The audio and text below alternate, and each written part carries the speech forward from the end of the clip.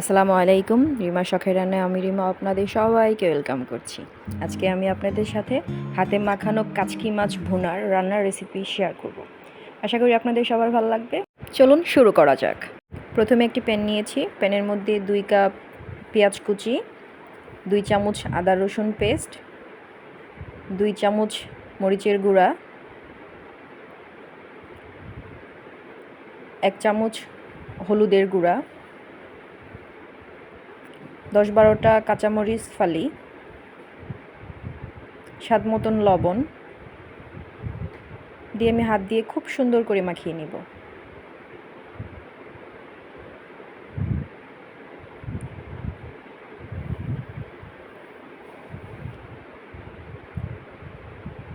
এখন হাফ কাপের মতন সরিষার তেল নিয়ে নিব। সরিষার তেলটা দিয়ে খুব ভালোভাবে মাখিয়ে নিব। এই মাখানোর কারণেই কাচকি মাছটা 100 গুণ বেশি টেস্ট বেড়ে যাবে। মাখানোটা দেখেই অনেক লোভনীয় লাগছে। এখন 2 কাপ কাচকি মাছ নিয়ে নেব। আমি এখানে 2 কাপ কাচকি মাছের জন্য 2 কাপ পেঁয়াজ নিয়েছি। মাছটা দিয়ে আলতোভাবে মাখিয়ে নেব যাতে মাছগুলো ভেঙে না যায়।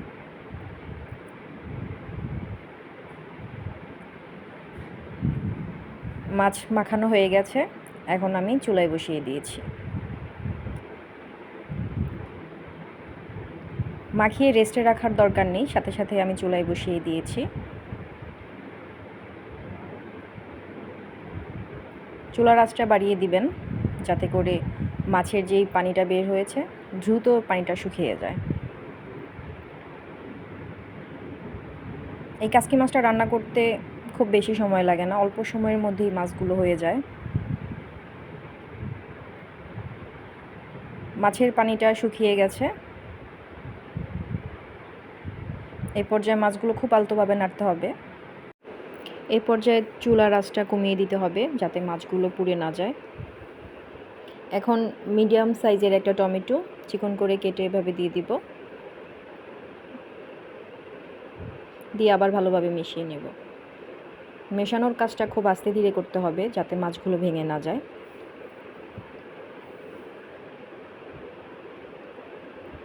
টমেটোগুলো নরম হয়ে গেলেই রান্নাটা শেষ। দেখতেই পাচ্ছেন আমার কাচকি মাছ ভুনা রেডি। এখন আমি চুলাটা অফ করে দিব। যারা কাচকি মাছ পছন্দ করেন তারা এইভাবে হাতে মাখিয়ে কাচকি মাছ রান্না করে দেখতে পারেন। আশা করি আপনাদেরটাও অনেক টেস্টি হবে। চলে আসলাম পরিবেশন করতে। দেখতেই পাচ্ছেন কতটা সুন্দর হয়েছে আর খেতে অসাধারণ। ধন্যবাদ সবাইকে।